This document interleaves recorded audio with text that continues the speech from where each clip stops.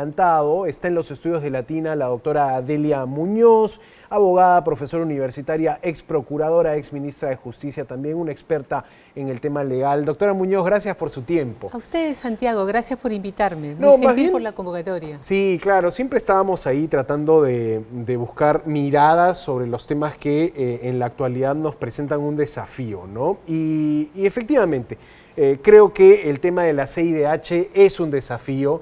Hoy día el Premier habló de eso. Quisiera empezar un poco con ese tema de la Corte Interamericana de Derechos Humanos, pero después pasar también a la idoneidad que puede haber evaluado Palacio para designar al señor Juan José Santibáñez, ¿no? Empezando por lo de la Corte Interamericana de Derechos Humanos. ¿Cuán viable es este planteamiento que han hecho algunas personalidades del gobierno de decir, nos vamos a retirar de la Corte, vamos a iniciar este proceso para retirarnos del sistema interamericano? Que cada vez que la situación se pone candente se utiliza esa carta, ¿no? Lo primero que tenemos que saber es que la Corte Interamericana de Derechos Humanos está regulada en un tratado que se llama Convención Americana de Derechos Humanos, que establece, por un lado, cuáles son las obligaciones en esta materia que el Estado asume y a la par establece dos instancias de supervisión de la conducta del Estado, la Comisión y la Corte. Tú, para que llegues a la Corte tienes que haber ido primeramente a la Comisión. Entonces, ¿cuál es el problema? Perú es el país que tiene el mayor número de sentencias condenatorias, es el país que tiene la peor situación de derechos humanos, ¿es el más quejado? No. Son otros los países los que tienen ese ranking penoso. Claro, uno pensaría en Venezuela, Uno pensaría en Nicaragua, Venezuela, tienes Cuba, a México, claro. tienes a Colombia con graves situaciones. El Perú, como que en los últimos años no le ha prestado atención a los casos que durante mucho tiempo se vienen tramitando en la Comisión. Y las cosas saltan cuando se llega a nivel de la Corte.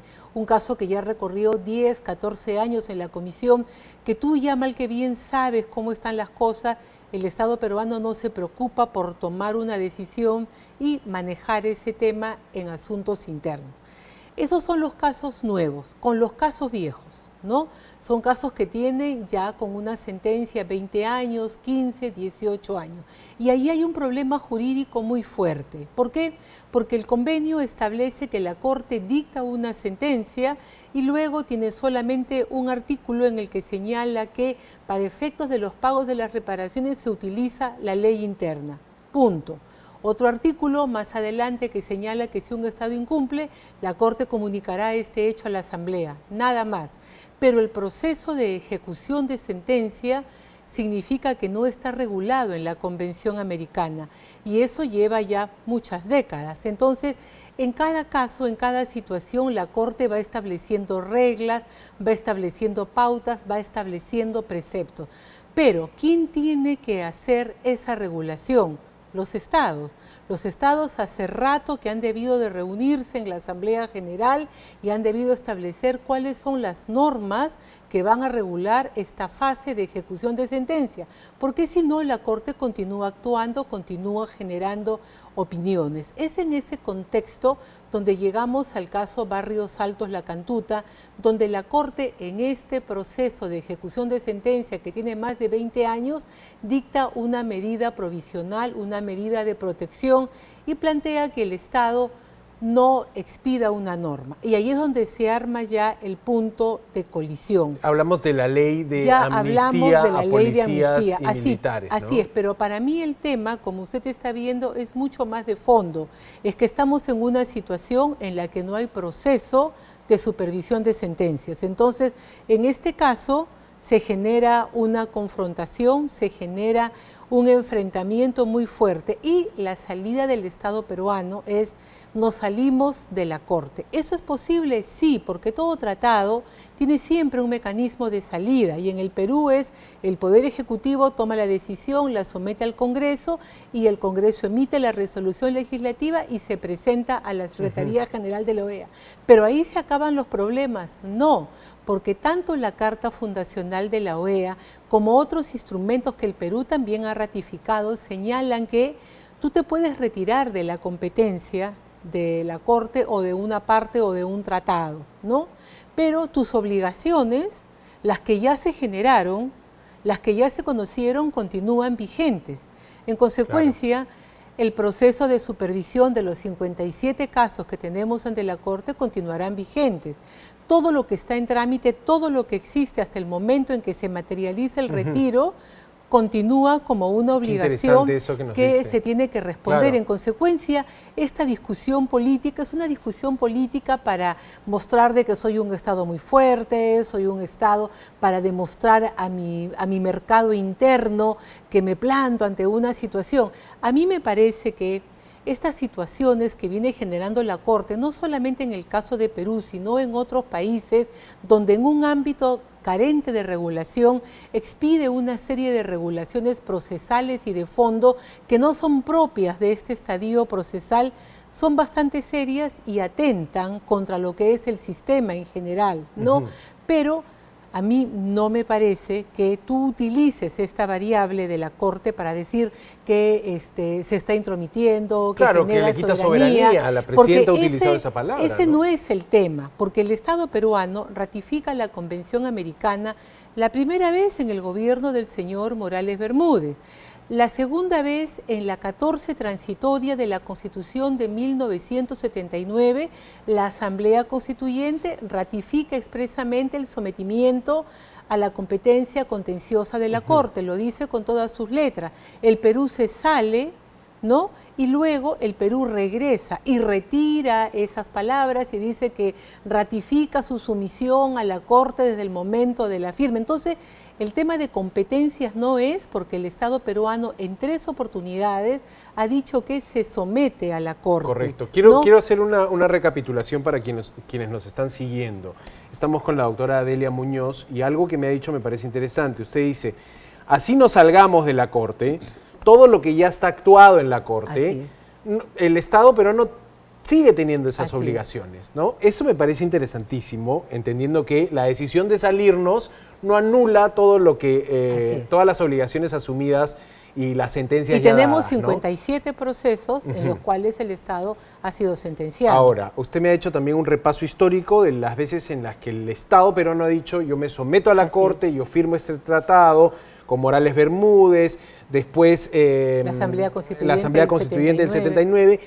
Ahora, ¿hay algún antecedente de...? Porque entiendo que en algún momento el gobierno de Fujimori dice yo me salgo de la Corte Interamericana de Derechos Humanos, no me dejan combatir el terrorismo, así que denuncio a la Corte, ¿no? El tratado, la Convención Americana, lo que establece es que tú denuncias el tratado, o sea, tú como Estado señalas tu voluntad de apartarte del tratado. Esa es la terminología para decir me quiero separar, ¿no? Exactamente. Denuncio, porque muchas personas pueden confundirlo. El tratado no permite que yo me voy de esta parte del tratado, me voy del capítulo A, me voy del capítulo de derechos, me voy del capítulo de comisión, me voy del capítulo de la Corte. Claro, eso. Durante el gobierno del señor Fujimori se hizo la interpretación que uno podía retirarse solamente de la competencia de la Corte, sin respetar el proceso de vacatio que te establece la Convención, que es que tú tomas el acuerdo, comunicas a la OEA y esperas, ¿no?, un periodo, y luego cuando ese periodo vence, ese plazo concluye, tú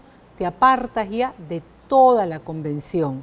Entonces, es por eso que el sistema nunca aceptó, porque el Estado peruano dijo, me voy de la competencia contenciosa y me voy en este instante, ¿no? O sea, la Corte, digamos, no se pudo completar esa salida que planteó el gobierno de Fujimori. Nunca se tuvo por válida en el sistema interamericano esa salida, nunca. Y después la Corte ha habido siempre alguna consideró que estuvo funcionando con el reconocimiento efectuado por el Estado peruano de sumisión absoluta, ¿no? Claro, y bueno, y después han aparecido, digamos, procesos como Barrios Altos y La Cantuta, donde la defensa del Estado también ha litigado activamente, como procesos diciendo... donde de Barrios Altos y de La Cantuta, donde la sentencia se dicta sobre una base de un reconocimiento de hechos y derechos que realizan los agentes del Estado peruano. O sea, ratificamos allí que somos parte del sistema interamericano, pero, evidentemente. O sea, yo como le digo, yo conozco los casos, forman parte de una gran investigación que estoy haciendo desde hace un año, y conozco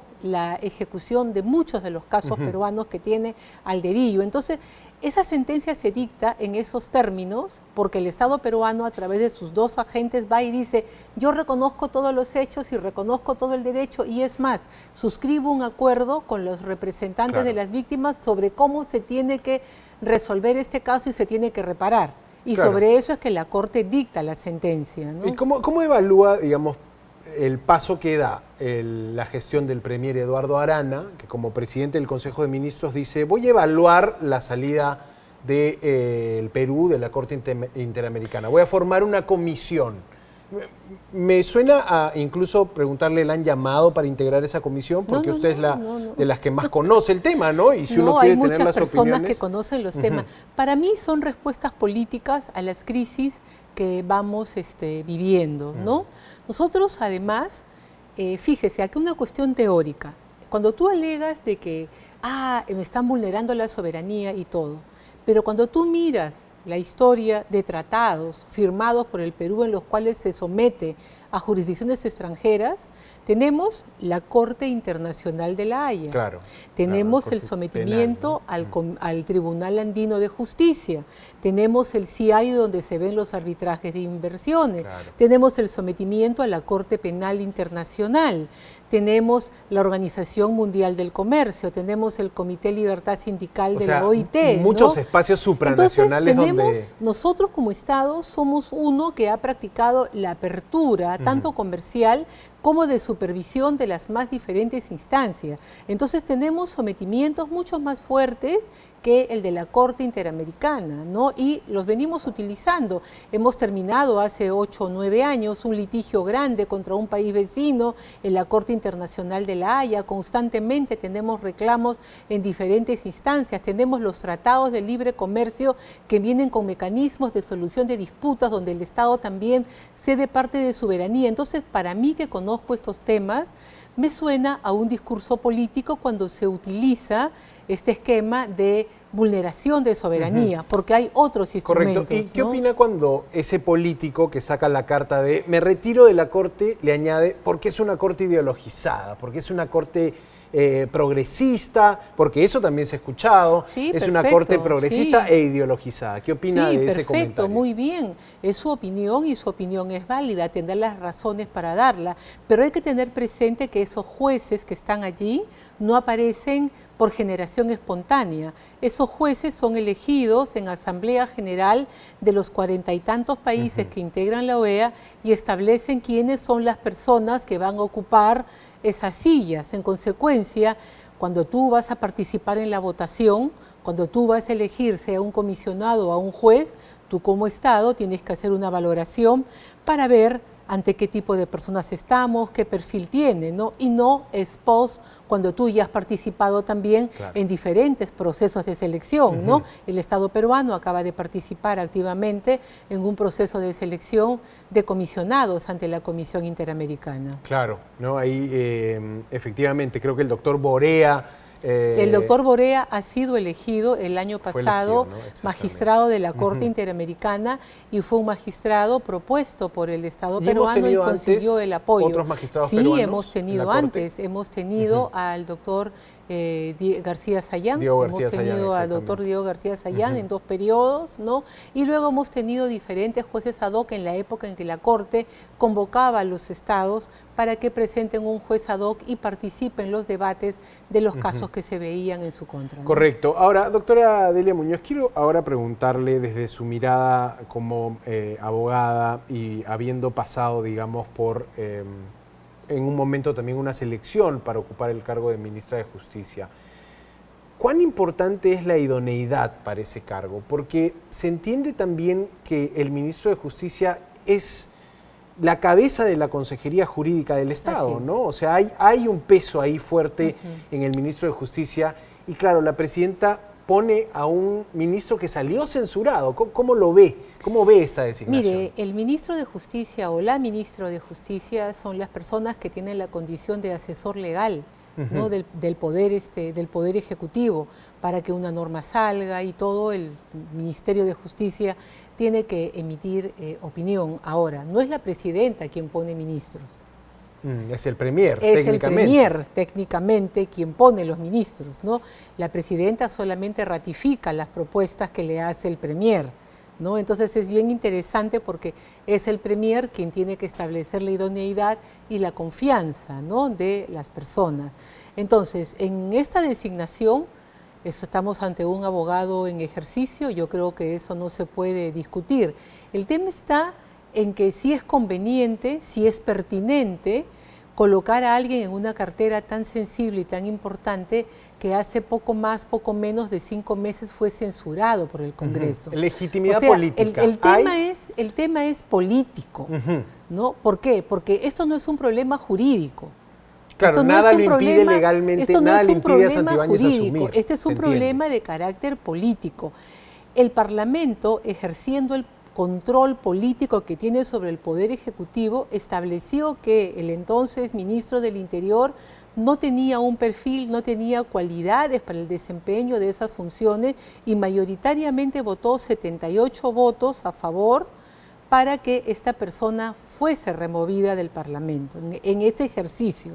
Entonces, acá el tema es político. Si cuando tú vuelves a poner a esta persona que ha sido rechazada por quien realiza tu control político, es pertinente o no. Esa es la forma en la que para mí tiene que enfocarse este tema, no en la idoneidad, no en si es jurídico, si es posible, sino lo que eso significa a nivel del juego político de pesos y contrapesos de nuestro gobierno. Claro. Ahora, porque, sí, dígame. En el gobierno de Dina Boluarte se han censurado 3 ministros. Correcto. Y en la fase del señor Castillo se plantearon censuras, creo que contra 5, y se materializaron 2 o 3 porque los otros renunciaron cuando ya veían que la votación se ponía como que seria, ya la censura, ¿no? Podía Entonces hemos tenido un Congreso muy crítico de las personas que el Poder Ejecutivo le estaba colocando al frente para que se conduzcan dentro de ese poder y las ha censurado, ¿no? Ahora, que un personaje como Santibáñez tenga investigaciones abiertas, hasta 12, incluso puestas en la declaración jurada, ¿no deslucen esa designación? Lo que te va a decir nuevamente es una respuesta de carácter jurídico, ¿no? Las investigaciones no son nada, la presunción de inocencia es constitucional y es convencional y está por encima de todo. Por eso que te digo que el análisis no es jurídico, el análisis es político, si ese perfil va a generar una confrontación entre ejecutivo y legislativo. Estamos en un periodo en el que ya no se pueden utilizar algunas figuras del control político como cierre del Congreso, como censura, porque estamos ya con elecciones convocadas y a un año de la transferencia del poder, ¿no? Entonces, estamos en una situación donde hay que ver cómo se altera o no las buenas relaciones, la buena marcha entre los poderes más importantes que administran el país, ¿no? Ahora, y desde el Congreso precisamente se evalúa una ley para impedirle al Poder Ejecutivo designar ministros que hayan sido censurados. ¿Eso le parece un perfeccionamiento del sistema en este caso? O sea, que el Congreso se asegure de que un censurado no pueda asumir, que no le saquen la vuelta desde Palacio de Gobierno al control político parlamentario. Mire cómo estamos, de que todos andan leyendo qué cosa dice la norma y qué cosa dice la Constitución, porque lo que se plantea es una reforma constitucional.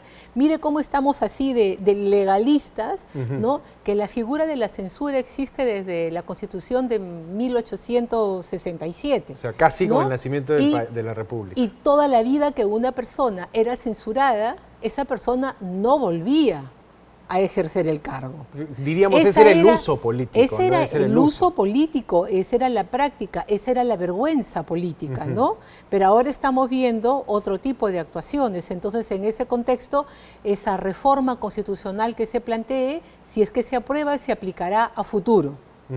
Pero no para los hechos que están ocurriendo en la actualidad. O sea, ahora ya no hay vergüenza política, dice usted. Es lo que yo veo, ¿no? No hay vergüenza política en los más diferentes actores que puedes encontrar en el Congreso, en el Poder Ejecutivo y en otros órganos constitucionales, ¿no? Ahora, si se llega a materializar, porque lo ha dicho ayer en su asunción como ministro de Justicia, el doctor Santibáñez ha dicho: estamos a puertas de una decisión jurídica importante para el país, ¿no? Como cambiar el rumbo jurídico del país.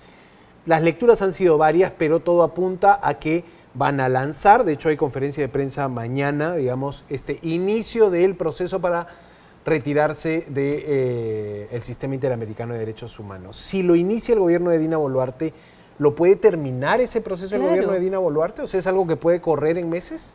No. va a correr la decisión peruana. O sea, el Poder Ejecutivo es el único que tiene la prerrogativa para adherirse a un tratado y para retirarse cuando denuncia un tratado. Incluso con votación en el Congreso, digamos. Pero no son actos autónomos, son actos que tienen que ser ratificados por el Congreso. O sea, el Congreso tiene que ratificar la adhesión al tratado y tiene que ratificar la voluntad de retiro del tratado. ¿Se requiere mayoría absoluta para ratificar eso o mayoría simple? Son mayorías simples, no son mayorías, no hay un tres Ahora, cuartos, ¿no? Ahora, sí. Pero eso implica que se comienza el proceso de retiro. O sea que yo comunico, me voy a salir, ¿no? Me voy a salir. ¿Cuándo me voy a salir? Cuando vence el plazo, ¿no? El año, los 2 años de espera para que se haga efectivo el retiro. En ese interín todo continúa funcionando, lo único que he dado a conocer es mi voluntad. O sea, lo que le pregunto es, ¿este Congreso votaría, podría votar por la salida? Podría votar, se pone en conocimiento de la OEA que se va a salir, pero no es que opere inmediatamente. Claro, no, hay toda Entras en un proceso de espera de 2 años, se supone que es para que el país recapacite, piense si está o no actuando de una manera adecuada, lo que fuere, ¿no? Pero tiene que esperar ese periodo de vacatio que establece el tratado en este caso. Entonces para mí, por eso, por eso le digo que para mí todo esto es un debate de carácter esencialmente político. Y sobre todo quizá también atizado por la polarización del discurso político, ¿no?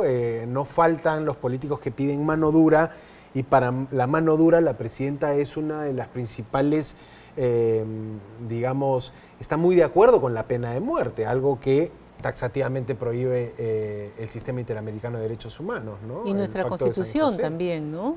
Porque nuestra Constitución es una Constitución humanista. Artículo 1. Comienza con el artículo 1, que dice que el objeto de la regulación es la dignidad humana. Y luego tienes en el artículo 2 el reconocimiento de los derechos de la persona desde el momento en el que es concebida, ¿no? Y luego tienes un artículo que solamente permite la pena de muerte bajo determinado tipo de supuesto. Entonces nuestro ordenamiento jurídico es un ordenamiento de carácter humanista. Si bien como Estado nunca hemos ratificado los protocolos especiales de abolición total de la pena de muerte, nuestro ordenamiento interno sí mantiene desde hace muchas décadas esta posición de preservar la vida, ¿no? Cualquiera sea el delito, salvo situaciones muy graves cuando estamos en un conflicto externo, ¿no? Claro, no una mirada jurídica fina la que hace, doctora, pero el mundo político más bien lo traduce en votos. Y si uno dice hay que ser humanista, hay que tener una mirada donde se prevalezca la dignidad del ser humano, la vida, pues el político dice, no, yo quiero pena de muerte, ojo por ojo, diente por diente, vamos al paredón todos los delincuentes, ¿no? Ese es un poco el discurso que prevalece en la política hoy por hoy. Y es un discurso que no solamente lo tenemos en el Perú, es un discurso mundial muy fuerte, porque la criminalidad hoy día tiene otros rostros, ¿no?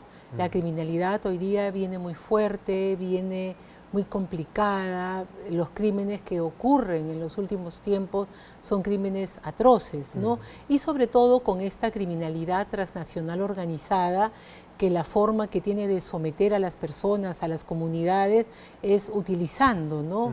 La muerte, la aplicación de penas de ejecución miedo, ¿no? Muy fuertes, ¿no? Entonces vemos crímenes que no estábamos acostumbrados a presenciar en los últimos tiempos, ¿no? Ahora, doctora, para terminar, esta mirada que viene también del mundo de la política, pero que toca lo jurídico, calificar de organizaciones terroristas o de terrorismo, digamos, a lo que comúnmente se entiende como crimen organizado. ¿Cómo lo ve usted? ¿Lo ve viable? Ese es un camino que también la presidenta ha planteado. Lo que pasa es que usted no necesita sacar un artículo que diga constituye acto de terrorismo urbano tal y cual cosa, porque la definición que tenemos hoy en día en el Código Penal establece que comete delito de terrorismo aquel que causa un delito para generar pánico, tararán, y amedretar a la población. En consecuencia, la definición ya está en el Código Penal. Algunos dicen el componente de ideología, digamos, es lo que difiere con... Bueno, y la ideología del dinero, la ideología del crimen, la ideología de dominarte, eso, ¿qué cosa es? Eso no es ideología, eso es, o solamente es ideología cuando estás pensando en filosofía. O la persecución del poder. O la persecución del poder, ¿no? Lograr, no sé... O sea, para mí, con las normas que tienes, te puedes manejar, si quieres puedes perfeccionarlo, pero no vas a conseguir mayores cambios, más bien vas a complicar más el ya frondoso Código Penal que tenemos, que yo creo que hay que ir hacia la reforma normativa integral, ¿no? Porque ahora, yo no sé si usted es abogado o no, pero alguna vez cuando yo conocí el Código Penal que salió en el año 93, 94, no pasaba de 300 artículos. ¿Cuántos tenemos hoy? Ya perdí la cuenta, creo que van más de 1000 modificaciones las que tiene, ¿no? Con lo cual tenemos un sistema totalmente distorsionado. Claro, yo siempre uso un ejemplo que usted puede ir a la cárcel de 2 a 5 años si es que mata a una mascota. Y si usted comete un homicidio doloso, o sea, usted mata a una persona porque está manejando, 4 años. Eso significa de que hemos perdido el tema de la proporción del bien jurídico tutelado, ¿no? Buen ejemplo gráfico, además. Gracias, doctora Delia Muñoz, por su tiempo. Hemos hablado de estos dos temas interesantes, Santibáñez, lo político, la CIDH y quizá una mirada más aterrizada a lo que realmente opera desde el fondo, ¿no? Gracias. A usted las gracias, Santiago. Muy buenas noches.